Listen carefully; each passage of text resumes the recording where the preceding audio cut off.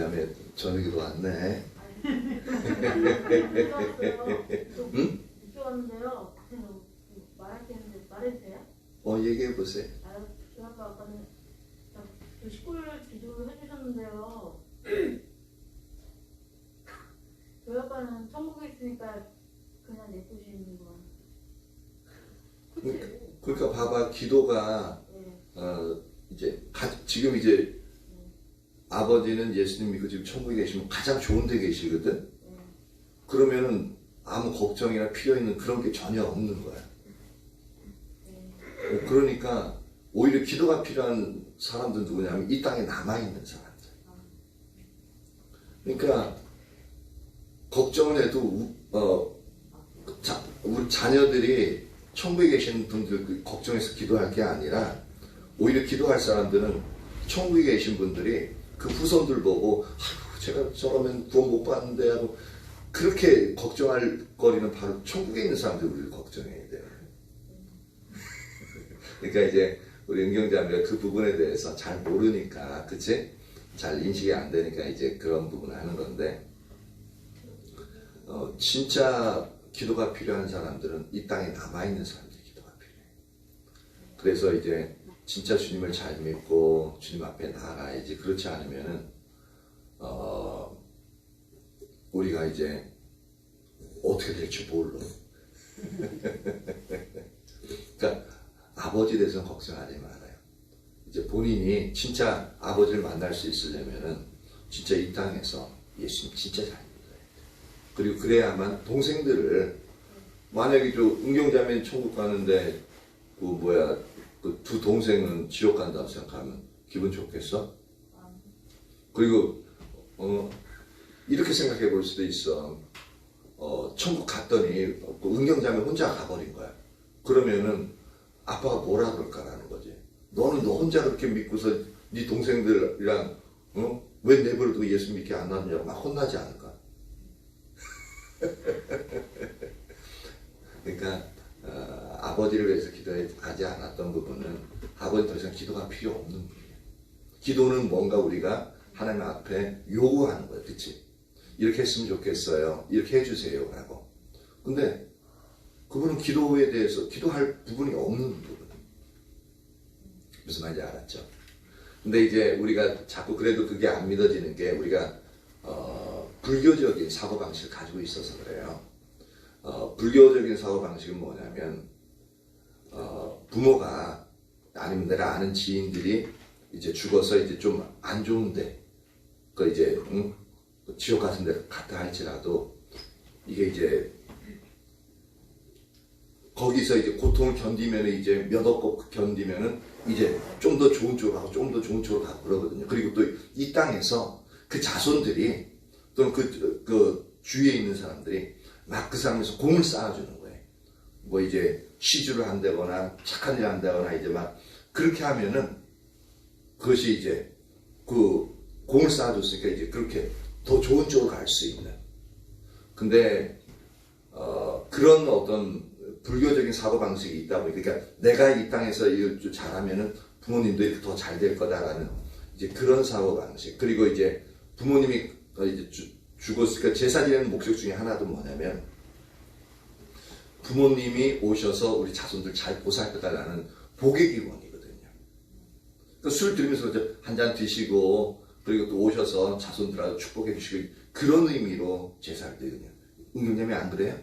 아니 그러지 않았고요. 제가 한번 제사를 한 번도 안 지내봤어요. 한 번도 안 지내봤는데 할 줄 몰라갖고 남자친구도 전화해갖고요.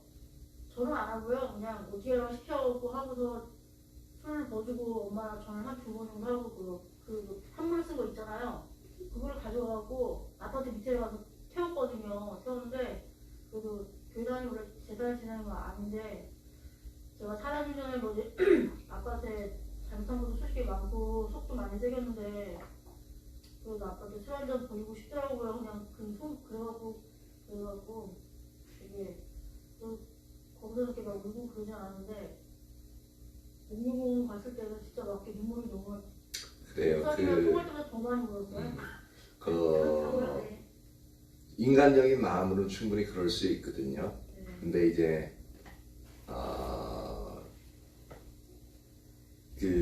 뭐라고 표현해야 되나? 우리가 이제 기준이 되어지는 부분은 항상 이제 하나님의 법이 기준이 되어져요.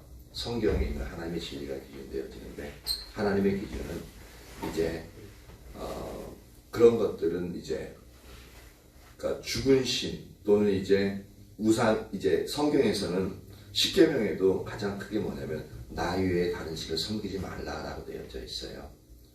그 우상 숭배가 되어지고 하나님이 가장 싫어하시는 영역. 그 단순히 제사 지면 안 된다, 그런 영역의 것이 아니에요. 그러니까 예수 믿어서 불교나 다른 종교와처럼 이제 다르기 때문에 단순히 제사 지내면 안 된다, 그런 영역이 아니라 제사 지낸다는 것 자체가 죽은 자, 그건 귀신이 되어지는 그런 영역에서 하나님을 섬겨야 될 사람들이 귀신을 섬기는 영역에 가면은 이거는 하나님을 무시하는 영역이 되어지고 하나님을 믿지 않는 영역이 되어지는 거예요. 그래서 예수 믿는 사람들은 절대로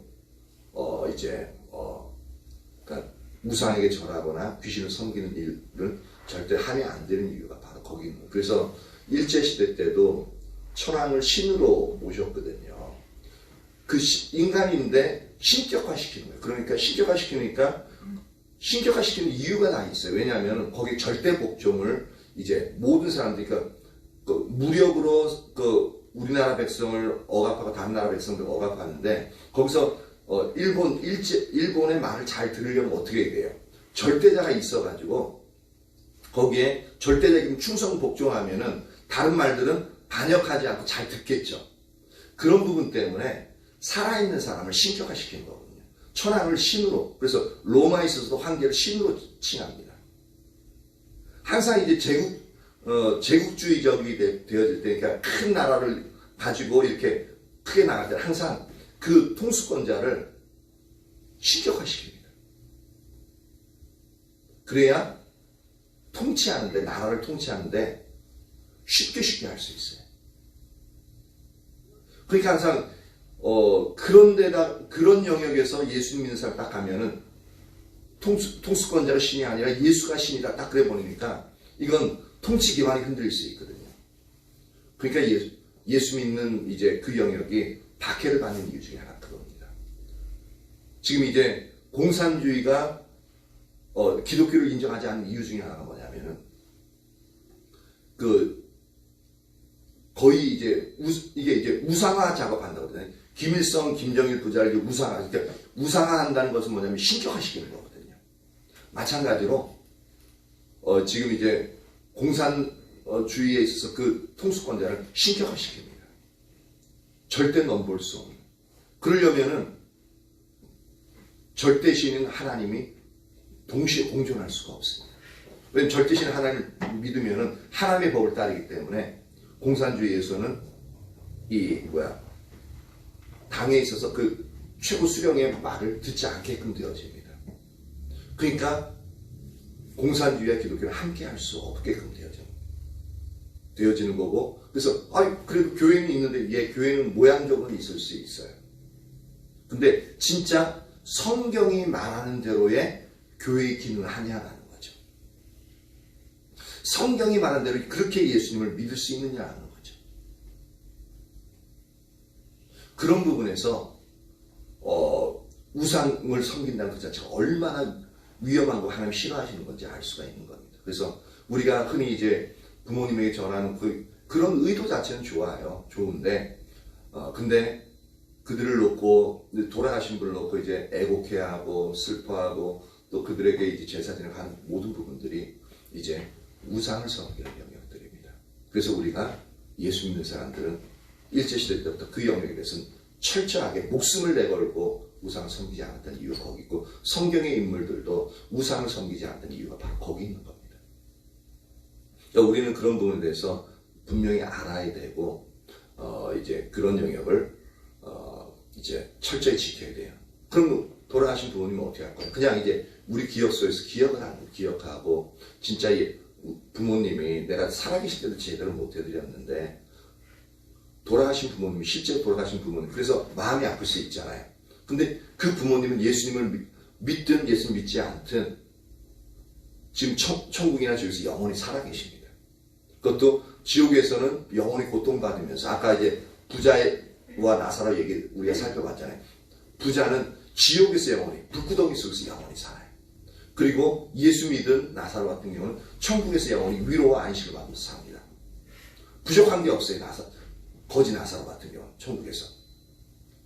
근데 이 땅에서 부족함이 없었던 부자는 천국 가가지고 불구덩이 속에서 제발 좀 이제 내 가족들은 이리로 오지 않게 해달라고 그렇게 사정사정을 하는데, 그것도 이 땅에서 선포되어진 하나님의 말씀을 따르지 않으면 죽었던 자가 살아나간 날도 그거 안 믿는다. 쓸데없는 짓이다. 그렇게 얘기하고 있죠. 그래서 이 땅에서 내가 부모에게 잘 못해서 그러면 이제 마음에 솔직히 마음이 좀 아리고 아프고 후회되고 그런 것들이 참 많거든요. 그렇지 않습니까? 근데 그건 이제 우리가 생각하는 측면에서 그렇고, 과연 만약에 이 부모님이 예수님을 믿고 천국에 가 계신다면은 그 부모님이 지금 우리가 살아있는 우리가 어떻게 하기를 원하는 거, 그걸 생각해 봐야 되는 거예요. 만약에 안타깝지만 예수님을 믿지 않은 우리 조상들은 안타깝지만 이제 지옥에 가 있거든요. 그래서 영원히 죗값을 치르고 있는데, 그분들은 아까 부자의 소망처럼 제발 내 후손들은 지옥에 오지 않게 해달라고 그렇게 그 소망을 가지고 있을 거라. 그리고 천국에 가 계시다면 그분들은 제발 신앙생활 잘해서 천국에서 다시 만날 수 있기를 그렇게 간절히 바랄 거란 말이에요. 그러니까 은경자매가 가슴 아파할 것은 그런 부분이 아니라, 내가 어떻게 하면 아버지의 마음대로, 아버지 말씀, 지금도 돌아가셨는데도 말 안 들으면 안 되잖아. 지금 아버지가 천국 가가지고 진짜 예수님 잘 믿고 그렇게 천국 가서 같이 이제 보기를 원하는데, 그 아버지 마음도 모르고 내가 사는 건 내 마음대로 삶을 살면서, 아빠 내가 살아계실 때 잘 못해서 너무 미안해. 아빠는 가슴 답답해. 아니 그게 아니라 지금 너 그때도 말 안 듣지만 지금은 말 잘 들어야지. 제발 지금 여기서 이제 신앙생활 잘하고 와가지고 나랑 같이 살아야지. 그걸 원할 거란 말이에요. 그렇지 않을까요? 그러니까 그런 부분에서 앞으로 예수님 잘 믿고 천국 가서 아빠를 만나서 영원히 즐겁게 살 그 영역을 생각해야 돼요. 그러면 아빠를 생각하면은 슬픈 게 아니라, 내가 말 안 듣고 슬픈 게 아니라, 아빠를 만나서 영원히 즐겁게 살 걸 하는 소망이 생기고 기쁨이 생기고, 빨리 이제 이 땅에서 이제 떠나면 내가 그때서야 아빠를 만날 수 있겠구나. 지옥 가면은 만날 수가 없어요. 그쵸?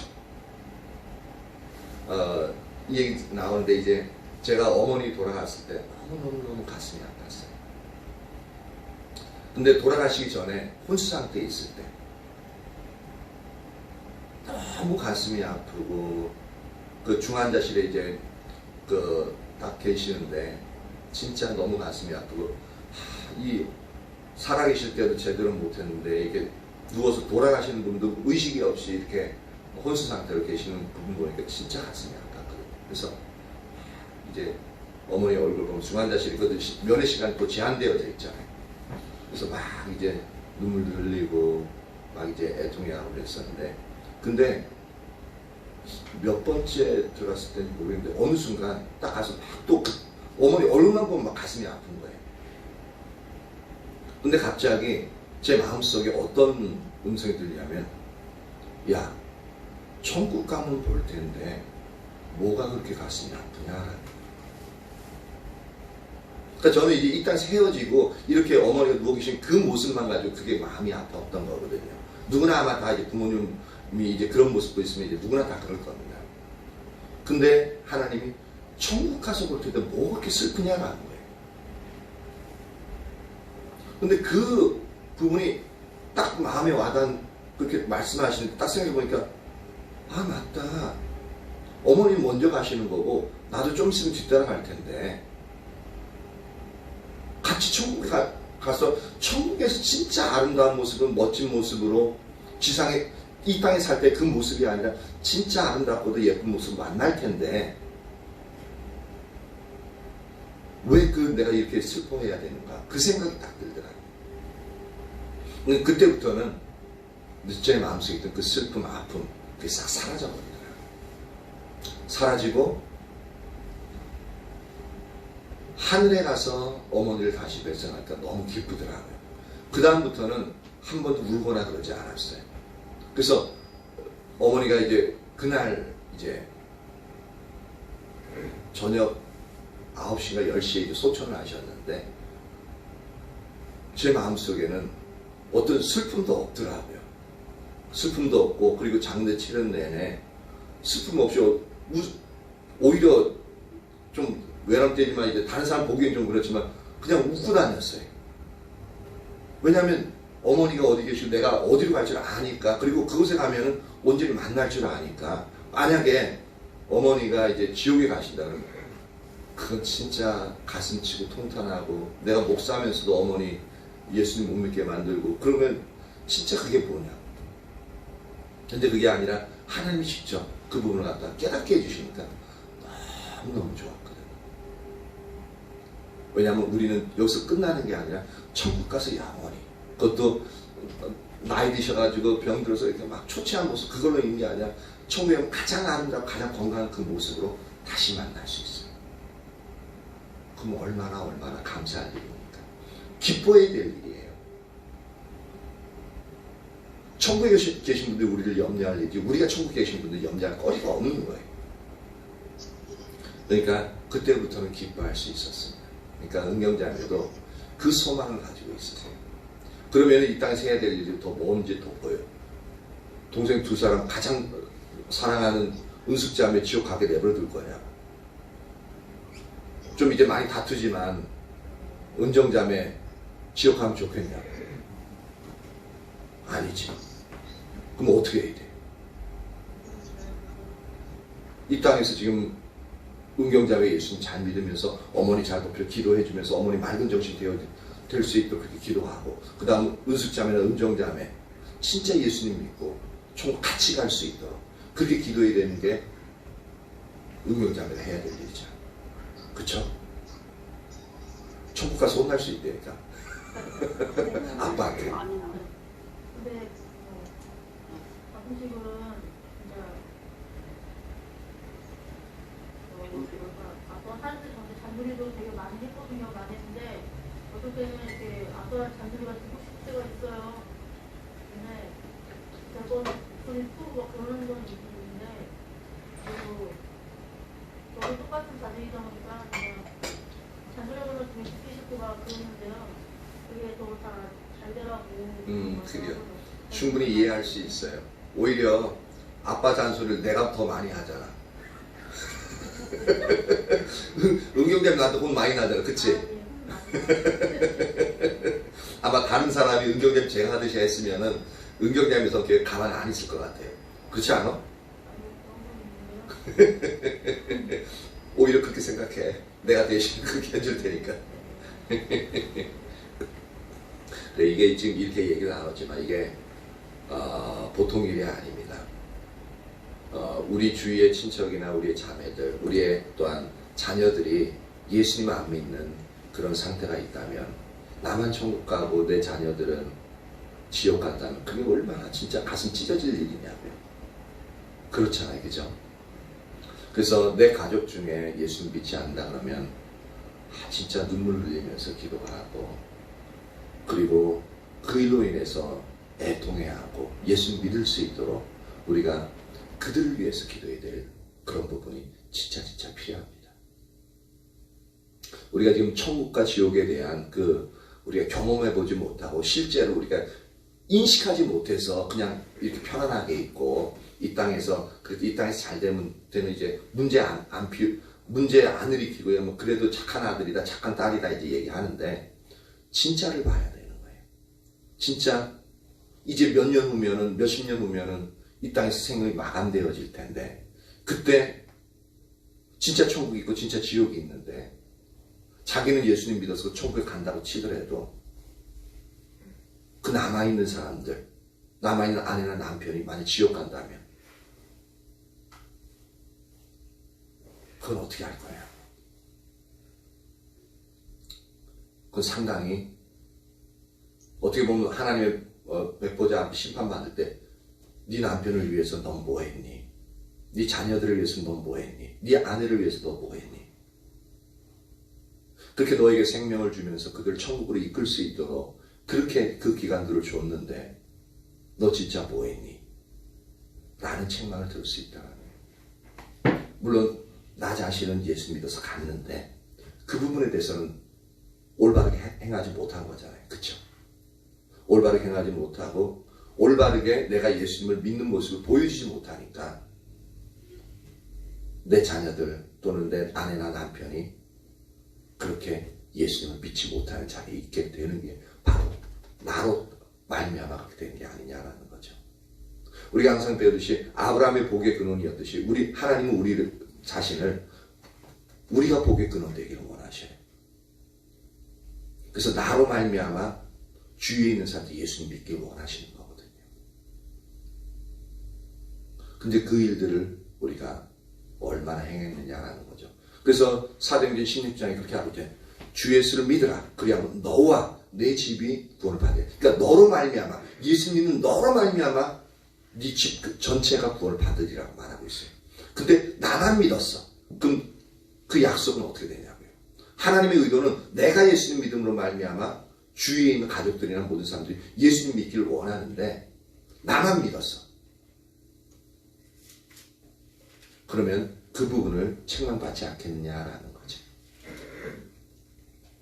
그래서 하나님이 진짜 원하시고 또한 죽은 분들이 지금도 천국이든 지옥이든 영원히 지옥 고통받으면서 영원히 또 하나님의 평강 누리면서 사시는 분들이 진짜 무엇을 원하는가 우리가 성경을 통해서 다시 살펴볼 수 있으면 좋겠고, 그리고 우리 은경자매를 통해서 다시 한번 저도 그 영에 대해서 다시 선명하게 볼 수 있어서 감사해요. 지금 벌써 25분째라서 설교. 로마서 6장 본론 들어갑니다. 로마서 6장.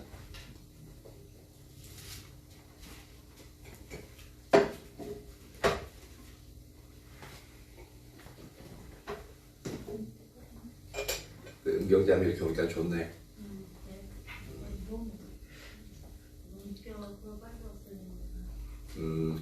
그리고 은경자매 이제 잔소리 걱정하지 마. 내가 다 할 테니까. 짜증만 내지 마. 아, 네. 맨날 전화하면 그래요. 목사님 맨날 나만 다 미워하죠. 맨날 나한테 막 혼만 내고.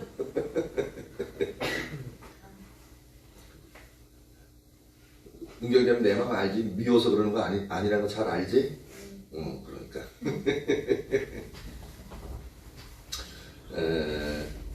6장 1절에서 5절 같이 한번 읽어봅니다.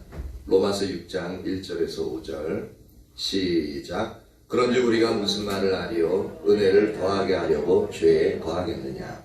그럴 수 없느니라. 죄에 대하여 죽은 우리가 어찌 그 가운데 더 살리요? 무릇 그리스도 예수 합하여 세례를 받은 우리는 그의 죽으심과 합하여 세례를 받은 줄을 알지 못하느냐? 그러므로 우리가 그의 죽으심과 합하여 세례를 받음으로 그와 함께 장사되었나니 이는 아버지의 영광으로 말미암아 그리스도를 죽은 자 가운데서 살리심과 같이 우리로 또한 새 생명 가운데서 행하게 하려 함이라. 만일 우리가 그의 죽으심과 같은 모양으로 연합한 자가 되었으면 또한 그의 부활과 같은 모양으로 연합한 자도 되리라. 아멘.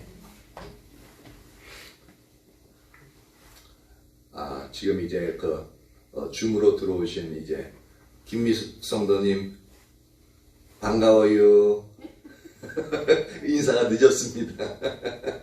박종수 성도님 반가워요.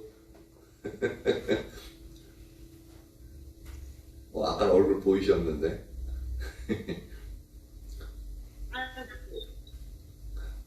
예, 뭐라 그러셨어요?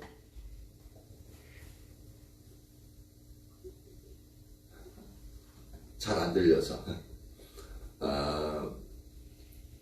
1절. 그런즉 우리가 무슨 말 하리요? 은혜를 더하게 하려고 죄에 거하겠느냐?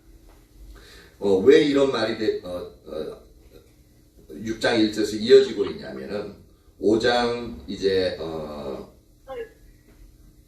5장 20절에 보면 율법이 들어온 것은 범죄를 더하게 하려 함이라. 그러나 죄가 더한 곳에 은혜가 더욱 넘쳤나니라고 말하고 있습니다. 그러니까 죄가 더한 곳에, 죄가 풍성한 곳에 은혜도 더 풍성하게 넘치게 되었다라는 이 표현을 우리가 하게 되었죠. 그래서 죄가 있는 곳에 은혜가 더 풍성하다라는 표현은 이제 죄를 지어서 내가 죄가 어떤 것인지 알고 나는 용서받을 수 없는 존재라는 것을 알게 되어지면은 진짜 예수님이 당신의 생명까지도 아끼지 않고 우리들을 위해서, 나 자신을 위해서 십자가에 못 박으신 걸 알면 알수록 그 죄를 인하여서, 그 모든 죄를 용서받은 것을 인하여서 하나님의 은혜가 진짜 감당할 수 없을 정도로 우리에게 인식이 되어지잖아요. 그렇죠?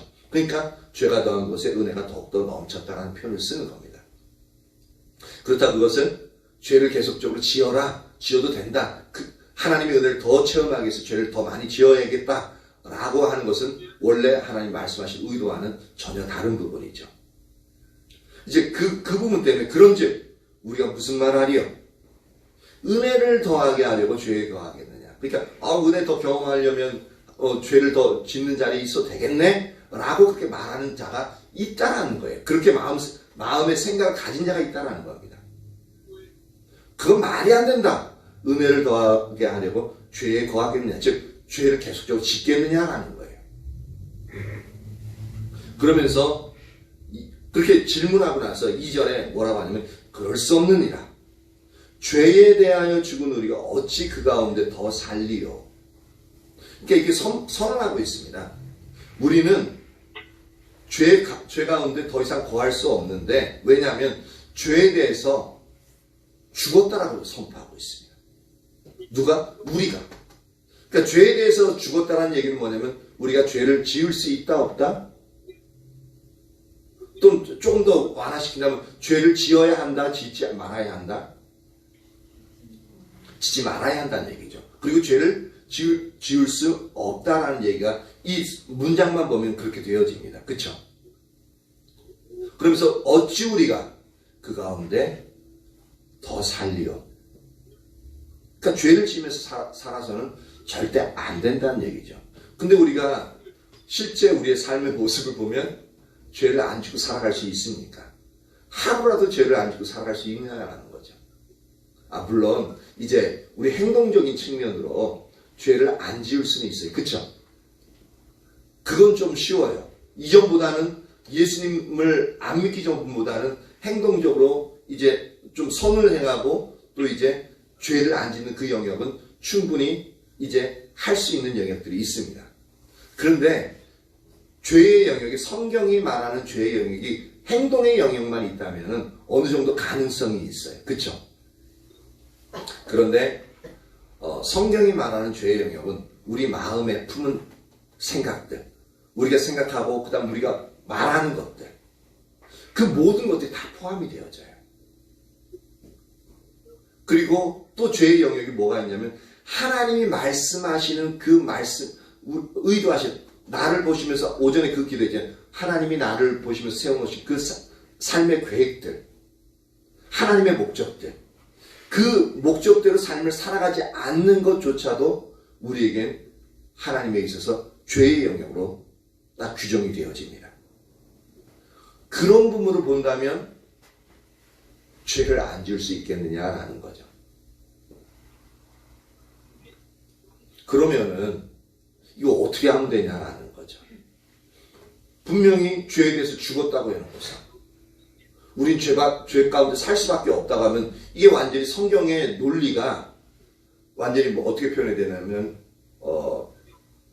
아이러니. 그래서 이제 죄에 대해서 죽었다고 해놓고 죄를 짓지 않고서는 살아갈 수 없는 존재로 있다면은 이게 하나님의 말씀하는 부분이 논리적으로 안 맞는 거예요. 그렇게 되어지자는 거죠. 그렇게 되어지잖아요. 그렇죠? 근데 이런 부분에 대해서 더 자세하게 알려면은 우리가 이제 죄에 대해서 죽었다라는 이 부분이 성경적으로 원래 사도 바울이 의도하는 의미가 무엇인지 우리가 살펴보는 것이 필요합니다. 여기서 죄에 대해서 죽음이라는 이 표현에 있어서 죽음으로 번역된 이제 헬라어는 아페다 노벤이라는 단어입니다. 근데 이 아페다 노벤은 아포드 네스코의 부정 과거 시제로 쓰여져 있습니다. 그래서 뭐냐면 이미 죽어서 다시 그 가운데 살 수 없는 상태임을 나타내는 겁니다. 다시요. 이미 죽어서 그 가운데 살 수 없는 상태. 그러니까 우리가 죄에 대해서 죽었다라는 말은 뭐냐면 이미 우리가 죽어서 다시는 그 가운데, 즉 죄 가운데 살 수 없는 상태 가운데 우리가 예수를 믿으면서 그렇게 그 상태로 우리가 다시 만들어졌다라는 얘기입니다. 그래서 이 동사의 기본 의미는 뭐냐면 죽다, 죽으려고 하다라는 그런 뜻이래요. 그래서 여기서처럼 비유적 의미로 쓰이고 또한 이제 역경명사와 함께 사용될 때는 죽다, 죽으려고 하다라는 그런 의미가 아니라 그것으로부터 그것으로부터 분리된다는 그런 의미를 가지고 있습니다. 분리되어진다는 의미. 그래서 죄에 대해서 죽었다라는 그 의미는 더 이상 죄의 영향을 받지 않는, 즉 죄로부터 완전히 분리된 존재가 되었다는 그 의미를 말하고 있습니다. 다시 말씀드릴게요. 여기서 죄에 대해서 죽었다라는 이 표현은 뭐냐면 우리는 더 이상 죄의 영향을 받지 않는, 즉 죄로부터 완전히 분리된 존재가 되었다라는 그런 의미예요. 그래서 성경에 보면 우리가 예수님 믿으면 어떻게 되어져요? 의롭다 칭함을 받는다라고 얘기하고 있죠. 그러니까 의롭다 칭함을 받는다는 얘기는 뭐냐면 죄로부터 완전히 분리되어진 자리로 그 상태에 우리가 가도록 하나님이 그렇게 우리를 만드셨다는 얘기입니다. 그래서 바울은 이 동사를 시제를 부정과거형을 취함으로써 뭐냐면 이 일이, 그러니까 우리가 죄로부터 완전히 분리되어진 이 일이 과거에 발생한 일임을 분명히 말하고 있는 겁니다. 과거에 발생해서 예수를 믿는 그 순간 죄에 분리된 상태에 들어갔음으로 말미암아 계속해서 죄에 머문다는 것은 불가능하다라고 얘기하고 있습니다. 그럼 이게 약간 이상하잖아요. 왜냐하면 계속해서 죄에 대해서 머문다는 것은 불가능하다라고 이렇게 선언하고 있는데 우리는 실제로 죄를 짓는 존재로서 여전히 남아있다라는 거예요. 그럼 이걸 어떻게 설명할 거냐? 이 얘기는 뭐냐면 우리는 이 부분부터 먼저 알아야 되는데 우리는 의롭다함을 얻었다. 예수 믿음은 의로운 존재가 되었다라고 분명히 얘기하고 있고 그 얘기는 다시 말해서 죄와는 완전히 분리되어진 존재라는 겁니다.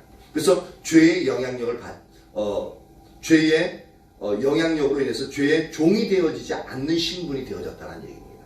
그래서 우리가 지난주에도 살펴본 것처럼 이제는 우리가 죄에 대해서 선택할 수 있는 존재라는 겁니다. 선택해서 우리가 죄를 지을 수도 있고 안 지을 수도 있는 존재라는 거예요.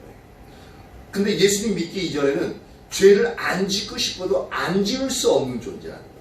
거기서 벗어날 수가 없어요. 그러니까 우리가 그 안에서 예수님 안 믿는 상태에서는 절대로 영원한 생명을 얻을 수가 없는 겁니다. 예수를 믿고 난 이후에는 영원한 생명이 이미 들어와 있기 때문에 우리는 이미 죄와 분리되어졌고 하나님부터 의롭다고 칭함을 받은 존재이기 때문에 이제는 죄에 대해서 내가 의지만 갖고 있다면, 하나님을 의지한다면 죄에 대해서 난 싫어, 죄 안 지을 거라고 할 수 있는 존재가 되었다는 겁니다. 그래서 죄 가운데 우리가 더 이상 살지 못한다, 살지 않는 상태가 되었다라고 얘기하고 있는데 이 부분을 요한일서 3장에 한번 넘어갑니다. 요한일서 3장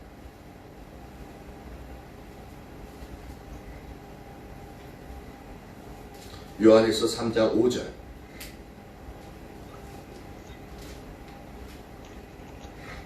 요한일서 3장 5절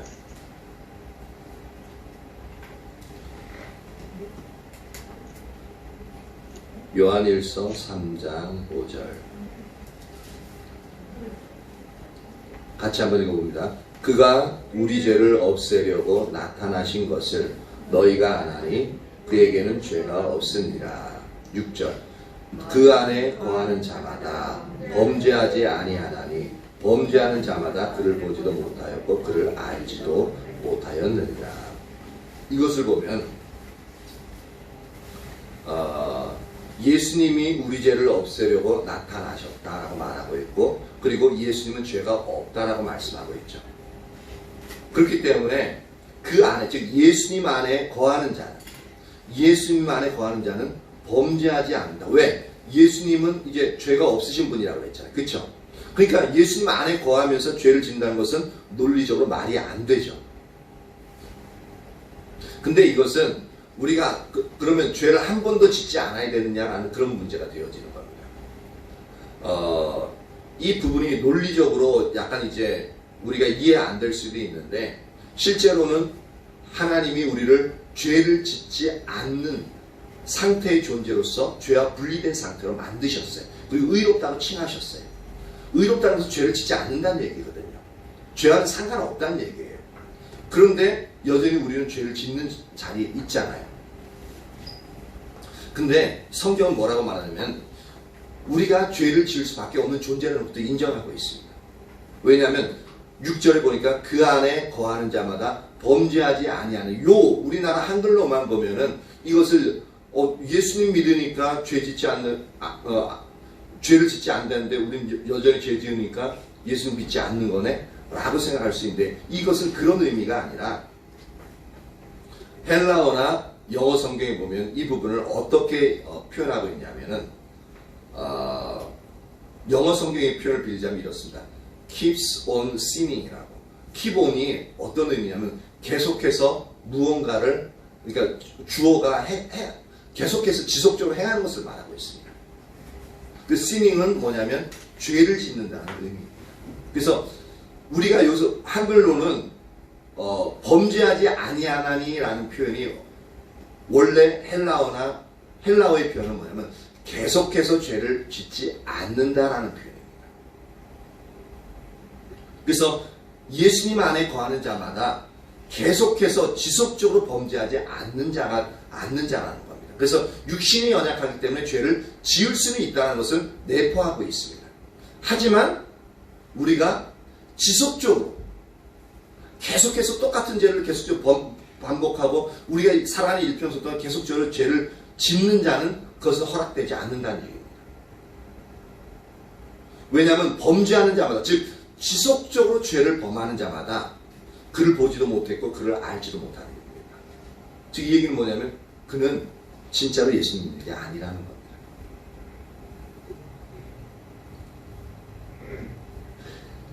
계속해서 예수님 믿고 난 이후에도 동일한 죄를 계속해서 또 다른 죄도 계속적으로 죄를 짓고 있는 자리에 있다는 것은 진짜 예수님을 알고 예수님 믿는 것이 아니라고 성경은 분명하게 선포하고 있습니다.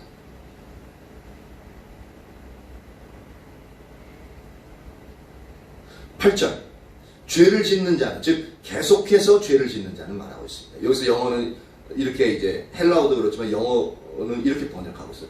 continue to sin, 즉 계속해서 죄를 짓는다는 표현을 쓰고 있습니다. 그러니까 이 계속해서 죄를 짓는다는 것은 뭐냐면 육신이 연약해서 우리가 이제 죄를 짓는 상황에 대해서 얘기하는 게 아니라 예수님 믿기 전부터 우리가 계속적으로 아무렇지 않게 죄를 지었던 것들 있잖아요. 그렇죠? 근데 예수님 믿고 나서도 어떻게 해요? 계속적으로 예수님 믿기 전에 죄를 짓던 것 똑같은 죄를 계속적으로 짓고 있다는 얘기예요. 근데 우리는 예수님 믿고 나서는 어떻게 돼? 죄를 안 지으려고 애쓰잖아요. 그렇죠? 그리고 그 가운데 안 가려고 애쓰고, 만약에 그 죄 가운데 가면 어떻게 해요? 제가 또 죄를 지었습니다. 용서해 주십시오. 그러면서 애통해하고 그 죄 지은 거에서 가슴 아파하잖아요. 그렇죠? 그러면서 회개하잖아요.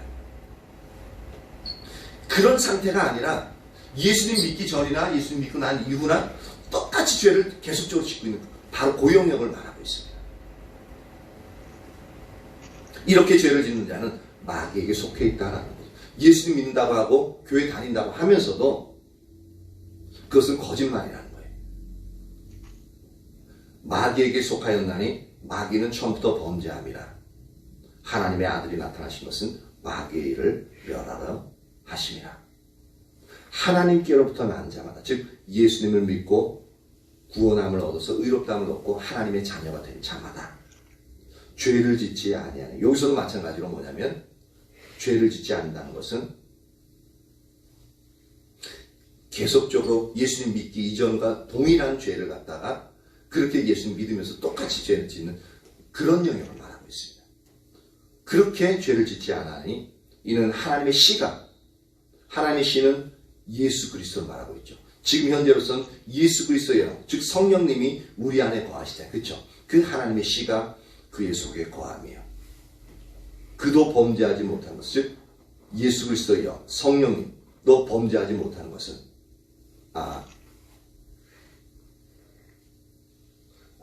우리 예수님 믿는 사람들이 범죄하지 못하는 것은, 그러니까 지속적으로 범죄하는 것이 못하는 것은 뭐냐면 하나님께로 났기 때문에 그렇다. 10절 이러므로 하나님의 자녀들과 마귀의 자녀들이 드러나나니 무릇 의를 행하지 아니하는 자나 또는 그 형제를 사랑하지 아니하는 자는 하나님께 속하지 아니하니라. 즉 우리가 하나님의 자녀인지 마귀의 자녀인지 알 수 있는 영역이 뭐냐면 예수님 믿고 나서도 동일하게 세상 사람과 다름이 없이 그렇게 삶의 방식을 가지고 동일한 삶을 살아간다. 그 영역을 보면 우리가 완전히는 알 수 없지만 이미 그 사람에게는 빨간불이 켜진 겁니다. 저건 위험하다. 저건 다시 구원에 대해서 다시 생각해 봐야 되는. 근데 그렇게 삶의 방식을 그렇게 가지고 있으면서도 어느 정도 저 사람 가능성이 있다. 저 사람 그래도 구원받은 줄 아니면 틀림없다라고 우리가 안전진단을 해볼 수 있는 영역은 뭐냐면 만약에 그분이 그 죄를 지으면서도 하나님 앞에 나와서 하나님 진짜 용서해 주세요. 제가 안 그러려고 했는데 제가 죄를 또 지었습니다. 회개하는 모습이 있는가라는 겁니다. 후회하는 거 말고요. 후회와 회개를 혼동하시면 안 됩니다. 후회는 그 왜 했지? 그리고 다음에 가면 또 해요. 그래서 정당화시켜요. 그런 부분들. 저 사람이 그러니까 나도 그렇지 않냐? 근데 내가 좀 과한 것 같긴 하네. 그러지 말았어야 되는데 후회할 수는 있어요. 근데 그것은 회개랑 틀립니다. 회개는 뭐냐면 하나님 앞에 나가서 하나님 제가 잘못했습니다. 진짜 그렇게 해서는 안 되는데 진짜 잘못했습니다. 그리고 나서 그 죄를 다시 짓지 않으려고 부단히 애를 쓰는 겁니다. 그래서 또 지을 수는 있어요. 근데 진짜 예수님을 믿는 사람은 다시 하나님 앞에 나가가지고 하나님 용서해 주십시오. 그렇게 가슴 치면서 자신의 연약함을 놓고 이렇게 막 하나님 앞에 애통해 하면서 여전히 하나님 내가 다시 그 죄를 짓지 않겠습니다 라고 하면서 그 죄를 짓지 않으려고 애쓰는 모습이 있다는 겁니다. 근데 그 모습이 있으면 최소한 저분은 구원하면 받겠구나. 그런데 하나님 앞에 칭찬받을 때는 찾아볼 수가 없게끔 되어지는 거죠. 그런 부분은 있지만 그래도 그런 영역들 보면 마귀의 자녀인지 하나님의 자녀인지를 우리가 어느 정도 짐작해 볼 수 있다는 겁니다. 우리가 만약에 그 사람의 마음을 꿰뚫어 볼 수 있는 그런 눈을 가졌다면 그걸 분명하게 볼 수 있겠지만 우리가 사람의 마음들을 꿰뚫어 볼 수 있는 눈을 가지고 있지는 않지 않습니까? 그렇죠? 그래서 100%는 신뢰하지는 못해요. 근데 그분이 삶을 살아가는 모습과 그 삶 가운데서 진짜 하나님께 회개하는 영역이 있는가 없는가 그 영역을 바라보면 거의 그 사람이 예수님 믿는 사람인지 아니면 그냥 교회만 왔다 갔다 하는 사람인지 그 부분은 어느 정도 판단이 가능하다라는 겁니다.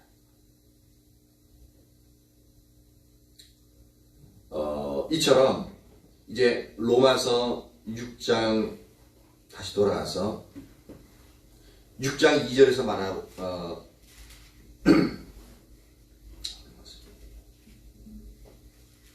6장 2절에 대해서 말하고 있는 죄에 대해서 죽은 우리가 어찌 그 가운데 더 살리요 라고 하는 부분이 이제 죄에 대해서 완전히 분리돼서 의로운 자가 되었는데 지속적으로 우리가 예수님 믿기 이전의 삶의 모습 그대로 우리가 삶을 살아갈 수는 없다라는 겁니다. 만약에 예수님 믿기 이전의 삶의 모습을 계속적으로 그 삶의 모습을 선택해 살고 있다면 그거는 종교생활이고 단지 내가 하나님을 내 목적에 맞게끔 이용하려고 그렇게 이제 내 자신만을 위해서 있는 것이지 실제로는 예수님 믿는 것이 아니다라는 것을 우리는 알아야 됩니다.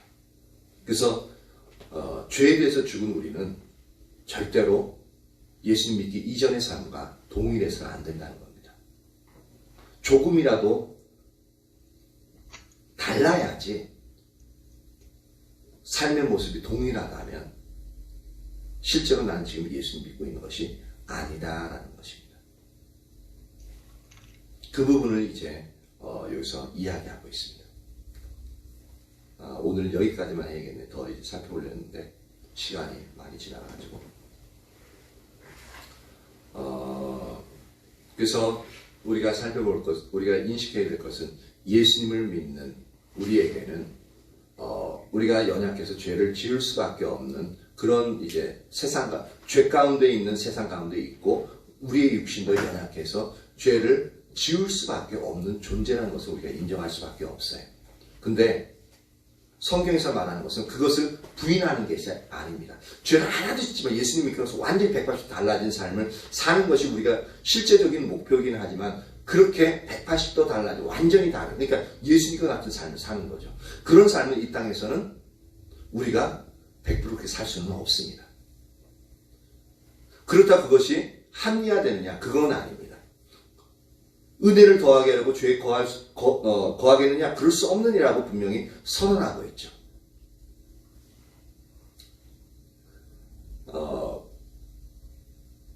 분명히 죄에 대해서 죽었기 때문에 우리는 죄에 대해서 지속적으로 거해서는 안 되지만 그래도 우리가 이제 이 땅에서는 죄를 짓지 않기 위해서 그리고 죄를 지으면 우리가 해야 될 회개의 영역을 하고 그리고 하나님 앞에 은혜를 구하면서 말씀대로 살아갈 수 있도록 그 은혜를 구하면서 우리가 삶을 살아가면서 이제 그 가운데에서 우리가 하나님을 따르는 삶을 살아야 할 것을 이제 우리가 더욱더 살펴볼 수가 있는 겁니다.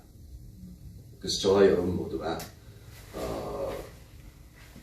죄를 짓는 우리 자신의 모습으로 인해서 실망하고 낙담할 것이 아니라 죄를 벗어날 수 있게끔 하신 하나님의 모습을 하나님의 은혜를 우리가 바라보고요. 그리고 죄를 이길 수 있는 또한 은혜를 우리에게 동시에 주시고 하나님의 시, 즉 성령님이 우리 안에 계시기 때문에 그분으로 인해서 우리가 죄를 이겨나갈 수 있는 그러한 존재가 되었음에는 감사하고 그리고 그분께 하나님께 은혜를 구하면서 우리의 삶을 이렇게 하나님 뜻대로 살아나가기 시작하기를 결단하고 그렇게 살아나간다면 우리의 삶에 있어서 이제 이전과는 다른 180도는 아니지만 분명히 이전과는 다른 사고 방식, 그 삶의 방식을 취하고 그렇게 삶을 살아가면서 더욱더 성숙해져가는 그런 우리 자신의 모습을 볼 수 있을 겁니다. 그러한 저와 여러분이 되어지길 예수님의 이름으로 축복합니다. 예, 아멘. 예. 사랑이하고 은수 나오시고 아까 이제 오전에 쳤던 이제 반주했던 165장 큰 책 165장 좀 이제 반주해 주세요. 반주.